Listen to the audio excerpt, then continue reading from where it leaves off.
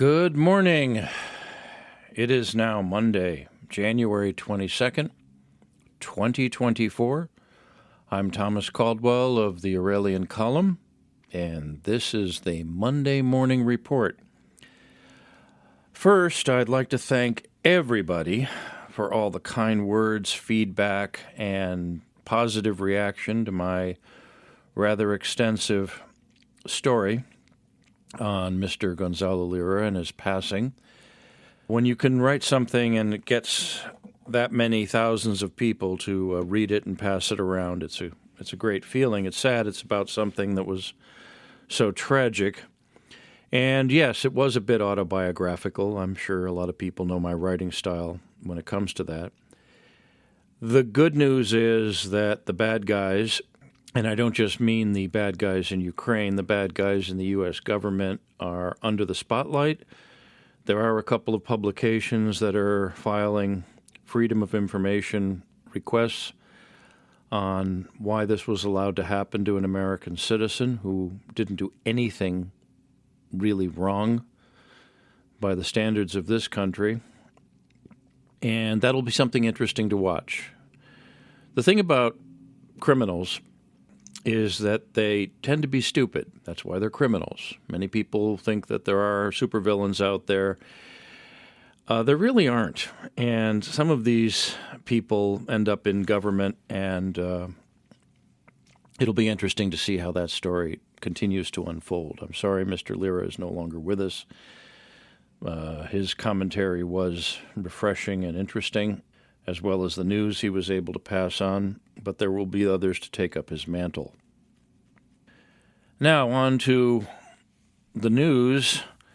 Governor DeSantis of Florida has surrendered, or perhaps better, switched sides. He has dropped out of the race for president in favor of Donald Trump. Very significant development, that. He is now endorsing Trump, and that leaves Nikki Haley as the only one in the running in the Republican side, and that's doubtful she'll be getting anywhere. The New Hampshire primaries are tomorrow night. The results will be tomorrow night. The primaries are all day.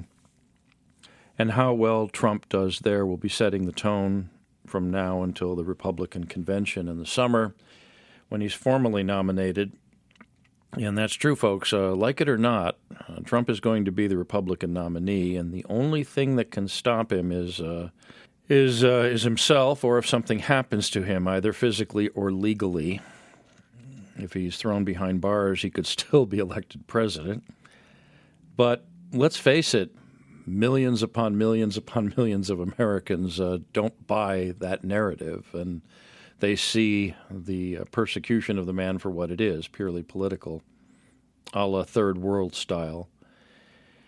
So all that aside, the next big thing is to see who he picks to be his running mate. That's going to be very important because he's not very young at all. He's in his later 70s. So who he picks is going to be pretty significant because there's a chance, probably better than average, that whoever he picks as vice president could end up finishing up his term. It's going to be an interesting election. We knew that from the beginning. Now, I want to go into the Suez Canal because there's a lot of hemming and hawing about that, and people worried about it being closed and all of the missiles being fired. Now, the Middle East situation is heating up. We'll go into that in a second. But I'm sorry to tell you, folks, this sort of thing has happened before. And the Suez Canal is one of those places that's come and gone, and I don't think most people realize it, but it was closed by the Egyptians pretty much from 1967 to 1975. The world did not stop spinning. Really, it didn't. I was there. It didn't. And we landed on the moon while the Suez Canal was closed. I don't think it's going to be closed because there's too many vested interests in it. Egypt has it makes a significant amount of its national income from tolls going in and out of the canal. The rest of its money it makes on tourism, which it's been a leader in for more than a couple thousand years. So that's not really a concern. So when I see all these reports about, oh, it'll destroy international commerce, no, it would inconvenience it. If the Suez Canal, in the unlikely event, was closed, it would just inconvenience things. I remember reading one report. It would probably add a week to a trip to Europe, 5 days to 7 days to Europe, going around Africa. And it's not going to interfere with Chinese trade with the United States, so we'll have plenty of cheap crap coming in from China just fine. So an important thing to always have when you look at the news is perspective, to see what's going on and to look at it and to see what's happened in the past. I know a lot of people tell me they don't like history, they don't like looking to the past, but when I told some people that the Suez Canal had been shut down from 1967 to 1975 and the world survived, they looked at me as if I was from another planet. It was kind of funny. But it's true. People have a way of working around barriers.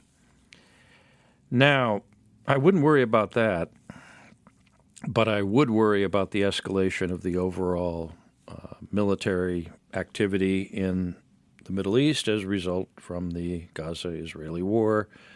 This includes missiles being fired at Pakistan, Iran hitting targets by proxy of American bases in various places. So things are heating up.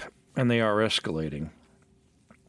And if you combine that with the bloodshed that continues in Ukraine and has led to increased instability in Europe, and the ongoing invasion of Europe with what are termed refugees, but in reality are just invaders, just like the U.S. has at the southern side of its border, it's turning into one big mess. It's kind of sad because at one time the United States strived to be a peacemaker in the world.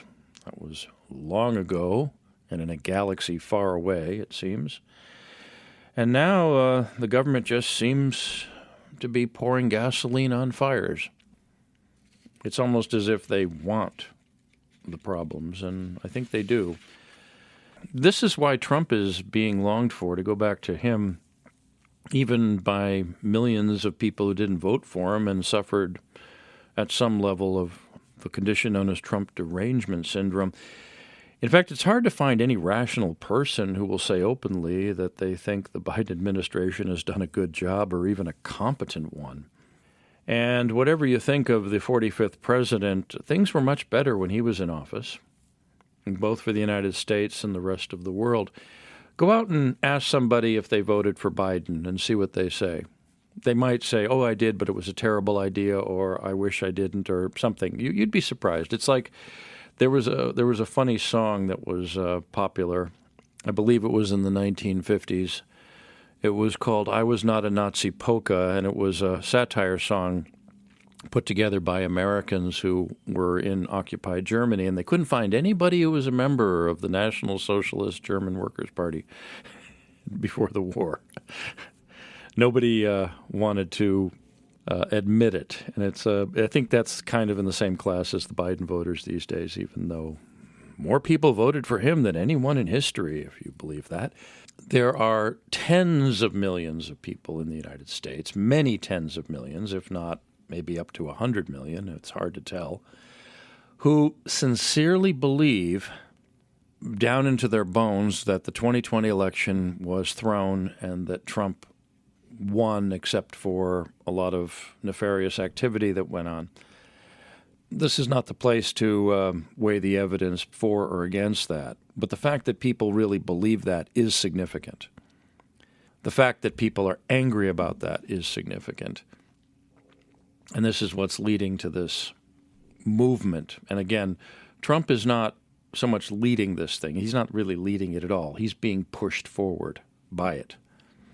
Now, the other thing I want to just touch on before I sign off for today is the Far East situation, which I know a lot about, having lived in that part of the world for many years. And I am concerned about the China-Taiwan situation. And I won't go into any of the military logistics of China attacking Taiwan. That's that's a complicated topic. But in terms of what's going on there, it could tip off a chain of events similar to what led to World War I. If you look who China's, allied with, and Russia and Taiwan and the United States, and it could be what pushes things over the edge. And the Biden White House has demonstrated its continued incompetence just about everywhere, and that includes the diplomacy department.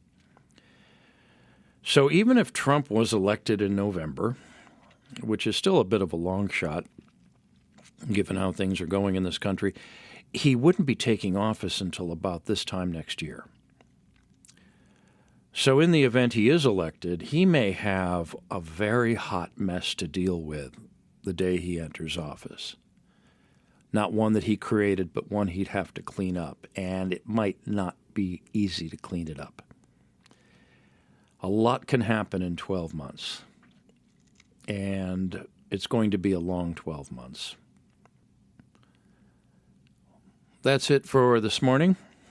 If you like what you hear, please like and subscribe to my Substack channel.